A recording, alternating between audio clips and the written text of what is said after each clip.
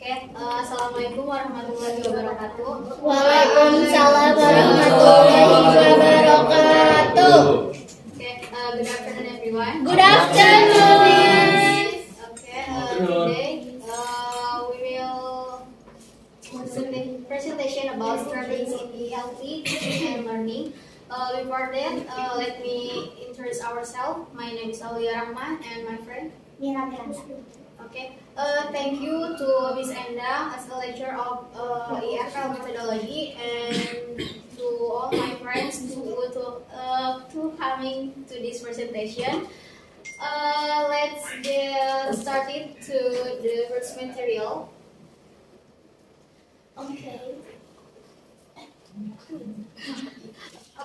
ELT are English language teaching strategies help learners communicate effectively and develop all language skills according to Harvard 2010.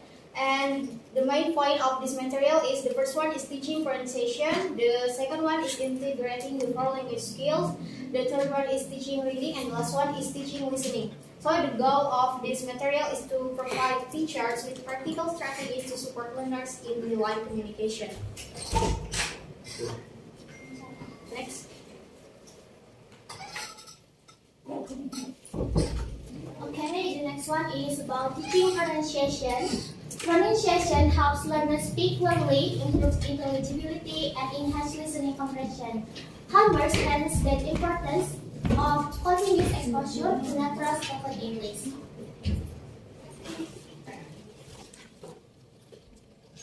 There are several techniques to teaching pronunciation. The first one is to using PPP or presentation, practice, and production. The first one is presentation. There are modeling sounds, test patterns, and intonation. Modeling sounds. Ada yang tahu modeling sounds itu seperti apa? Jadi modeling sounds itu di sini kita sebagai guru berperan untuk mencontohkan terlebih dahulu ke peserta didik kita, baru nanti mereka mengikuti. Misalnya di vocabulary itu, misalnya kan anak-anak nggak tahu vocabulary baru, nah kita kasih tahu vocabulary yang baru, terus diulangi 3 times, misalnya book. Nah, nanti itu teman-teman peserta didik memfollow, jadi 3 times book. Nah, itu berarti modeling. Lalu yang kedua itu stress patterns. Nah, di sini di stress patterns itu guru menjelaskan tentang suku kata dalam kata. Misalnya di sini ada 3 syllables. Celebrate itu dibagi dari 3. Celebrate itu. Berarti ini stressnya ada di sini sama di sini. Celebrate itu. Nah, kalau 4 syllable itu communicate. Jadi communicate. Nah, gitu. Secara berulang-ulang. Lalu di sini ada yang 5 syllables. Rehabilitate. Nah, rehabilitate. Nah, itu ada stress patterns. Lalu selanjutnya ada teknik intonation seperti yang tadi dibahas sama Agung di praktikum. Intonation itu termasuknya ke supra segmen. Ke stress sama intonation yang ini juga kita sudah lihat. Nah, di intonation itu dibagi juga menjadi 3. Ada pricing. Pricing itu biasanya ketika seseorang bertanya, itu nada intonasinya pasti naik. Kayak are you coming? Itu kan naiknya. Coming. Terus ada yang falling. Kalau falling itu biasanya pernyataan. Bisa jadi she's here. Kalau yang fall back itu berarti turun naik. Kayak I don't know. Terus ada yang rise fall juga. Berarti kalau rise fall itu turun naik. Kayak what a day. Intonasinya. Yang kedua masuk ke teknik praktis atau praktis. Di sini ada control drilling, minimal pairs, and tongue twister. The first one is drilling. Di sini ada beberapa drilling, ada drilling techniques. Yang pertama itu kita masuk ke basic dulu. Kalau ke basic itu kayak yang tadi yang awal, yang modeling itu yang basic tuh cuman si siswa menirukan apa yang guru ucapkan. Lalu yang kedua, substitution itu mengganti satu kalimat. Misalnya hari ini kita pronounce tentang I like apples. Nah, besoknya kita tambah lagi I like bananas gitu, terus ditambah-tambah. Lalu ada drilling technique transformation. Itu mengubah bentuk kalimat. Kan ada 3 ya, ada yang kalimat positif, negatif, sama pertanyaan. Itu ke transformation. Lalu ada back chaining. Tadi kata Agung apa coba back chaining? Mengajar dari belakang kayak responsibility. Nah, diajarin dulu ability itu apa, terus ability itu apa, terus responsibility baru tadi. Terus dicontohin nyata visualnya di bentuk penulisan responsibility itu seperti apa, backchainnya dari belakang tuh ability itu apa gitu dulu. Lalu ada chain atau split. Nah, kalau chain itu biasanya latihan secara berkelompok. Lanjut, ada minimal pairs, itu yang konsonan sama yang vowels, kayak p, m, b, a, i, u. Nah, di sini I, zip.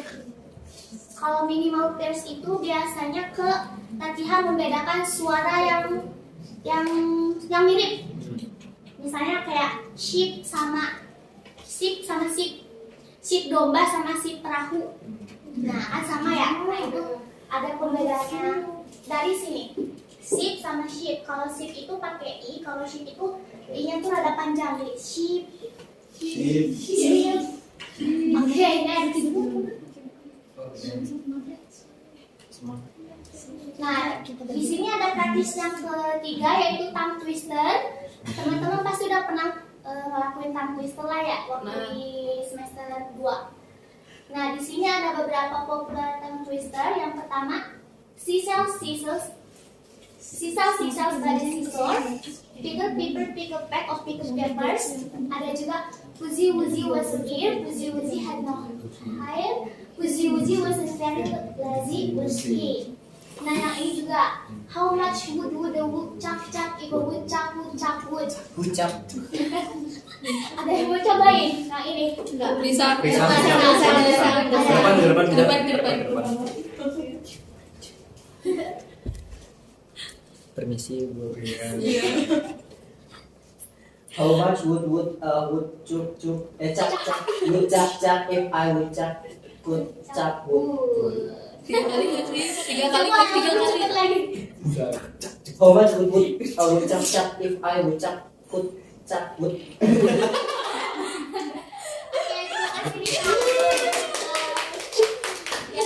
Nanti ya. Wow. Ada lagi yang mau cobain? Coba. Bam. Suci. Tarik ke depan. Ayo. Kelihatan nggak dari situ atau kan? Ke depan aja. Depan biar masuk kamera. Yang mana? Yang itu.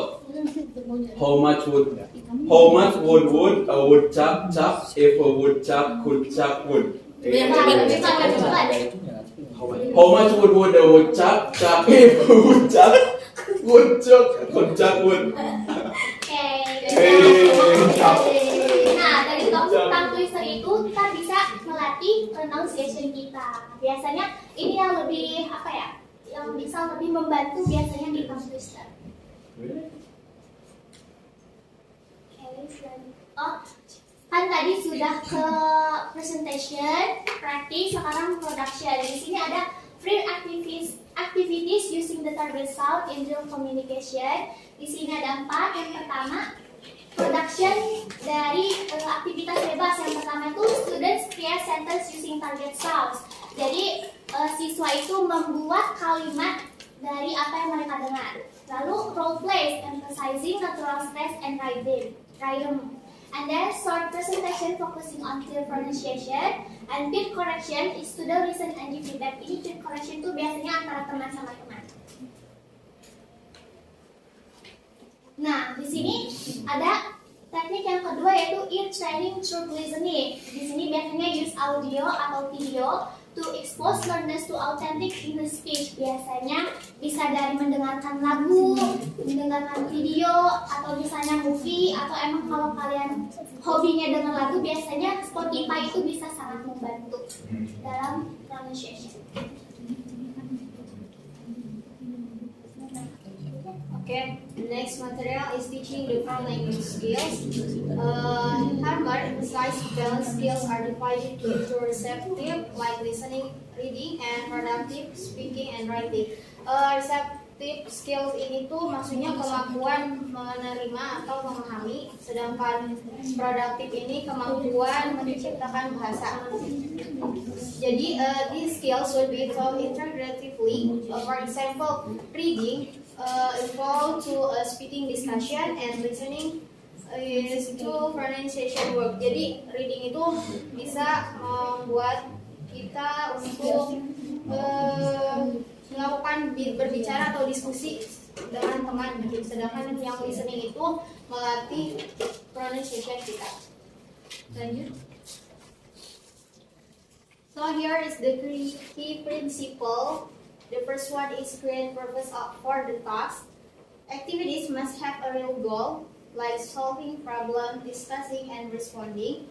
Jadi kita harus menciptakan tujuannya. Jadi aktivitas yang akan kita lakukan ini tujuan nyatanya itu untuk apa? Misal seperti menyelesaikan masalah, diskusi, atau merespon sesuatu.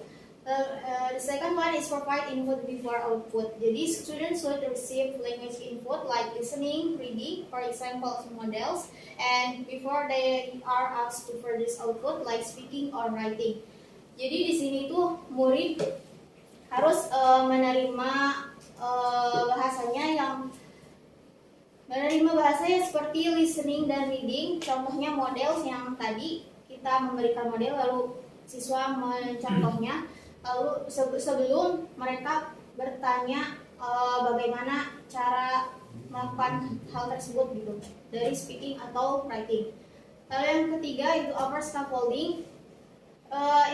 In this scaffolding, the first one is teacher gives support and then student try with guidance, and then support is reduced and student work independently.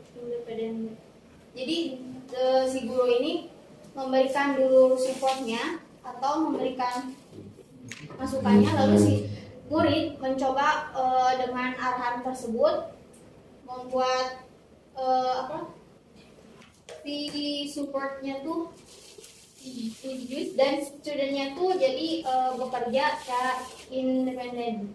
Lalu yang terakhir itu use meaning focus activities first, form focus later. Start with activities that focus on meaning, like communicating ideas, then move to activities that focus on form like grammar, accuracy, or pronunciation. Jadi di sini tuh siswanya memulai dulu dan fokus pada meaningnya, kayak komunikasi terkait idenya gitu. Baru abis itu melakukan aktivitas yang fokus pada bentuknya seperti grammar, akurasi, dan cara pronunciation-nya gitu. Next. Nah, here is the strategies for productive skill. Productive itu kemampuan yang menciptakan bahasa seperti speaking dan writing. The first strategy is provide models. Teacher give the dialogues, example paragraphs, short listening text, and writing prompts to guidance the students. And the second one is preparation. Teacher gives a vocabulary list, and then functional language, and brainstorming time, and planning before speaking or writing. The third one is practice. Teacher give the time to student to play on group communication and role play, debates, interview, and presentation. And the last one is feedback. Feedback ini ada dua. Yang pertama itu content feedback, like ideas, clarity, and organization. And the second one is language feedback, like grammar and vocabulary. Next. Oke, selanjutnya itu teaching reading. Di sini ada reading lessons follow a three-stage model. Yang pertama tuh pre-reading. Pre-reading itu berarti sebelum memulai membaca. Biasanya di pre-reading itu berarti sebelum membaca biasanya siswa itu melihat dulu dari cover, dari gambarnya atau dari summary yang di belakang. Itu berarti pre-reading sebelum membaca. Nah, kalau sudah tertarik dengan gambar yang ada di buku, lalu masuk ke tahap kedua yaitu while reading atau tahap membaca. Nah, di saat tahap membaca itu, teman-teman bisa melakukan 3 strategi. Yang pertama itu skimming. Kalau skimming berarti kita mencari tahu isi buku ini itu apa. Langsung main idenya itu apa gitu. Kalau scanning itu biasanya cuman mencari beberapa informasi yang memang dipersoalkan sama si guru, misalnya kapan kejadian ini terjadi, kan itu berarti yang dimintanya tanggal ya. Nah, jadi nanti teman-teman itu bisa langsung scanning kira-kira ini tanggalnya berapa dengan menggunakan strategi scanning. Lalu ada prediction. Nah, kalau prediction itu bisa dilihatnya dari buku, dari cover buku, dari table of content sama yang di belakang. Lalu post reading. Nah, setelah membaca dengan menggunakan skimming, scanning dan apa lagi deh? Skimming, scanning sama prediction. Nah, teman-teman bisa langsung melakukan summary atau ringkasan setelah membaca buku tersebut. Nah, di sini ada tekniknya. Yang pertama, jigsaw reading. Students read different section and share information. Jigsaw reading itu biasanya yang misalnya ada satu cerita tentang naratif teks. Nah, dari per paragrafnya itu dipisah-pisah. Nanti teman-teman bisa ngerangkai si potongan-potongan cerita itu, si puzzle-puzzle cerita itu menjadi satu. Nah, itu namanya jigsaw reading. Lalu text exploitation itu use the text for role plays, debates, rewriting, comparing ideas. Kalau text exploitation itu biasanya nantinya outcome-nya teman-teman bisa role play, debates, rewriting, dan comparing ideas. Choose text appropriate to learners' level, interest, and background knowledge. Ini adalah tips. Okay, the next material is teaching listening. Teaching listening it matters because essential for understanding the spoken English. Jadi belajar mendengarkan itu sangat penting karena untuk memahami komunikasi nyata menggunakan bahasa Inggris gitu. Teaching listening ini builds awareness of accent, pronunciation patterns, and natural speech, and this teaching listening support and improve speaking and pronunciation ability. Jadi belajar mendengarkan ini membuat kita aware terhadap aksen, pronunciation patterns-nya, dan natural saat berbicara gitu. Dan teaching listening ini meningkatkan speaking skill dan juga pronunciation-nya. Next. Okay, here is the teaching listening according to Harmer's principle. The first one is listen as often as much as possible. Jadi prinsip yang pertama itu kita mendengarkan sebanyak mungkin semampu kita gitu. Lalu yang kedua itu ada prepare learners before listening, like predict, reteach, and vocabulary. Jadi sebelum mendengarkan ini kita harus prepare dulu apa yang mau kita dengarkan. Lalu yang ketiga itu play the audio more than once. Jadi kita harus memutar audio ini lebih dari satu kali. Yang keempat itu encourage students to respond to content, not just language point. Jadi pada poin keempat ini kita harus membuat siswa ini merespon atau connect terhadap apa yang akan kita dengarkannya, tidak hanya poin bahasanya saja. Yang kelima itu ada use different listening styles depending on the purpose. Nah, di sini tuh kita bisa mendengarkan berbagai macam tugas sesuai tujuannya, misal mendengarkan musik atau podcast atau juga mendengarkan dari movie gitu. Yang terakhir itu fully exploit listening, thanks for follow-up speaking, writing, and pronunciation work. Nah, dan di teaching listening ini kita bisa mendengarkan sesuatu itu untuk meningkatkan skill kita terutama dalam speaking, writing dan juga pronunciation-nya. Next. Nah, di sini ada listening activities. The first one is live listening. The teacher or guest interaction, like interviews, classroom conversation. Jadi live listening itu kayak guru atau guru yang sedang menerangkan materinya, kayak mungkin sekarang gitu. Nah itu aku tuh kayak lagi ngasih live listening buat kalian sebagai siswa gitu. Atau bisa juga interview, yang mana ada yang menginterview dan juga yang diinterview, itu namanya live listening.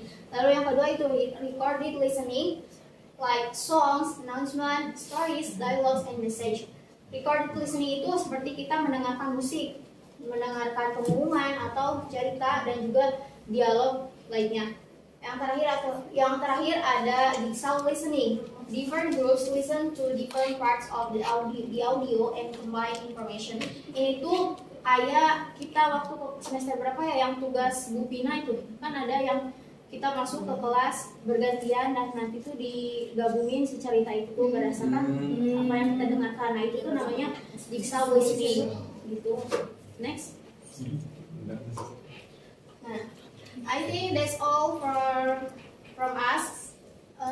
Do you want to ask about this material? Any question, Any question, guys? This maybe? No. Oh, no. Tinggal penanya aja ya. Satu juga gak apa-apa.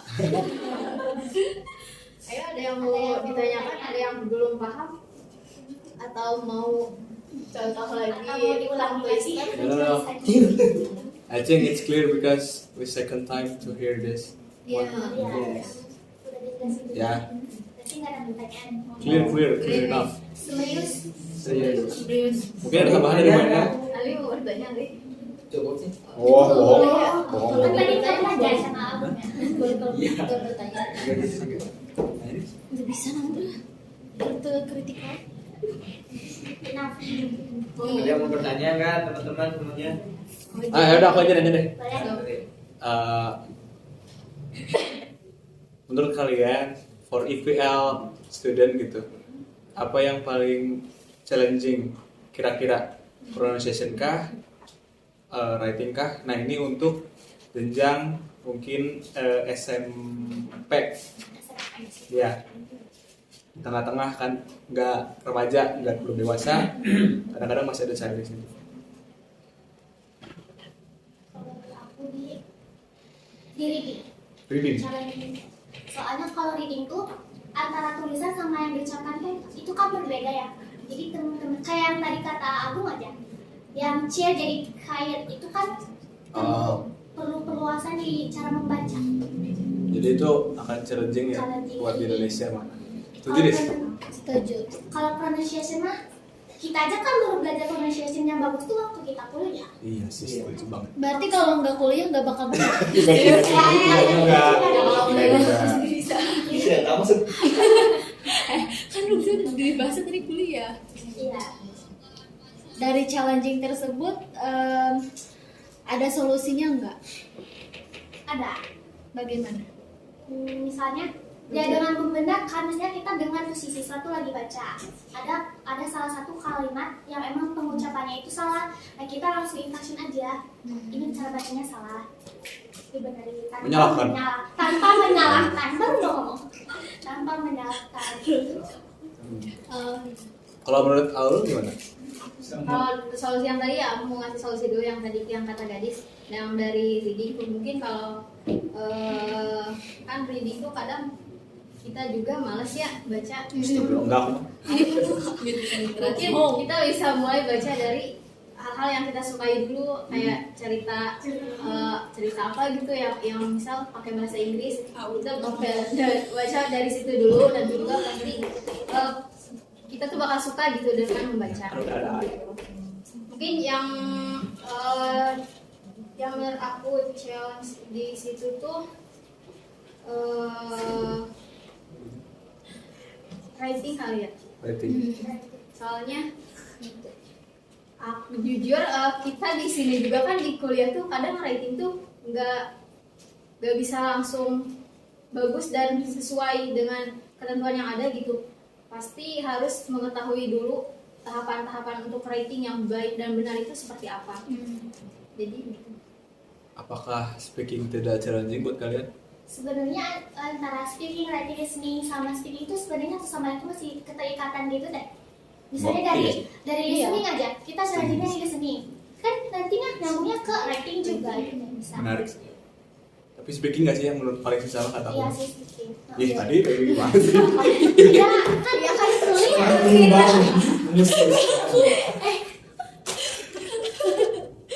Kalau menurut aku speaking soalnya menumbuhkan confidence-nya itu sangat susah. Iya sih speakingnya.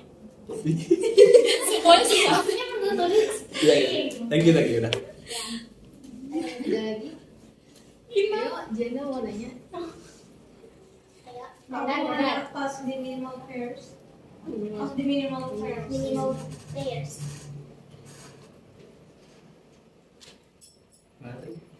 Jawab. Nah, Udah.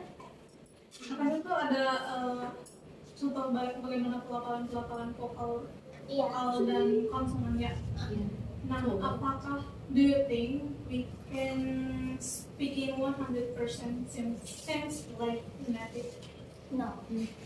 Oh. Aku mah enggak. Why? Karena nggak ada yang sempurna. Karena apa ya? Dari logat orang Indonesia aja tuh udah beda sama native mah gitu. If we learn from words, it's like from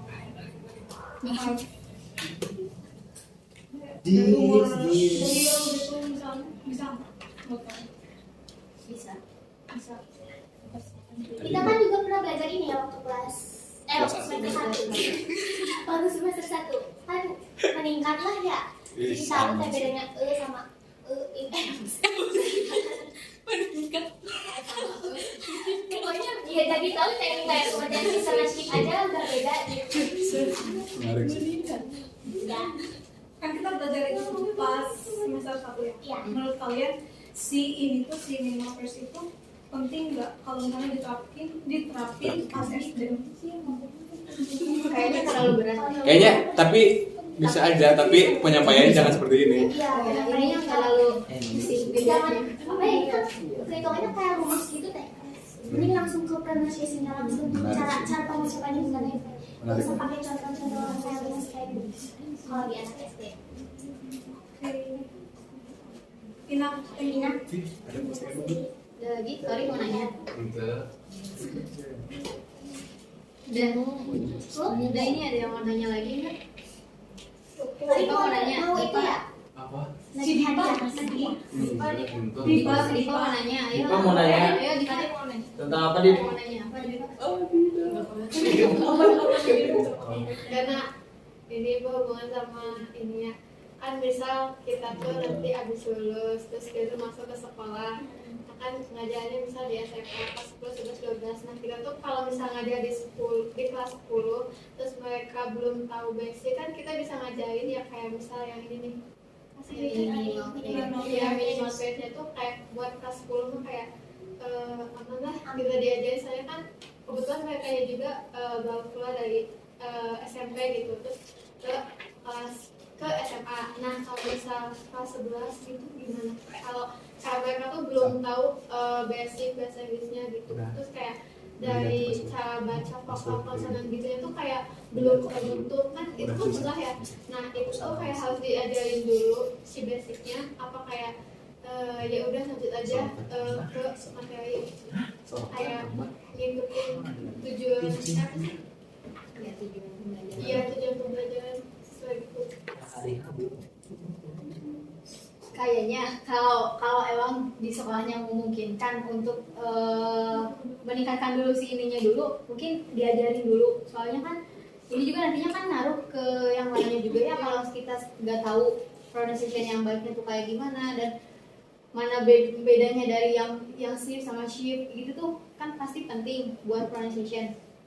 Nah kalau memungkinkan mungkin diajarin dulu, jangan langsung mengabaikan yang ketertinggalan itu. Soalnya kan kalau di SMA kan gak kayak di kita yang kalau kita pronunciation khusus pronunciation, khusus listening, khusus reading gitu. Kalau di SMA mah kan langsung tercampur gitu teh. Ini mau ngajarin dia kayak kan kita fokusnya beda gitu. Tujuan pembelajaran harus sebisa mungkin diajarin dulu. Capital, simple words, and voice. Udah tau kan ya bedanya voice sama voice? Tahu. Ini pohon aja tarik. Bu. Unvoice tuh yang di sininya gak bergetar. Siap. Kayak Bos mau bergetar tuh. yang halus teh, yang sama Ge. itu vowel. Oh, vowel. Vowels I U E O. Kalau konsonan itu Selain selain I U E O. B C D. Iya gitu. Kalau L?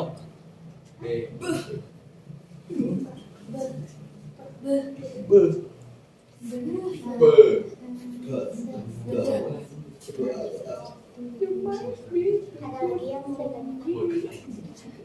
Oh udah 4 sama gadis tadi. Dan mungkin langsung ke kesimpulan.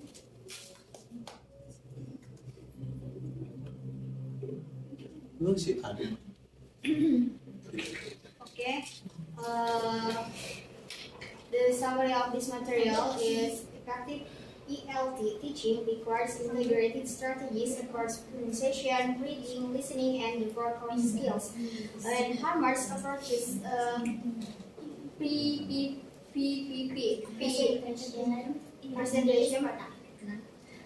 reading, listening principle, and create communicative learner-centered lesson. And these strategies are highly suitable for EFL context. I think that's all from us. Thank you for your nice attention. Wassalamualaikum warahmatullahi wabarakatuh.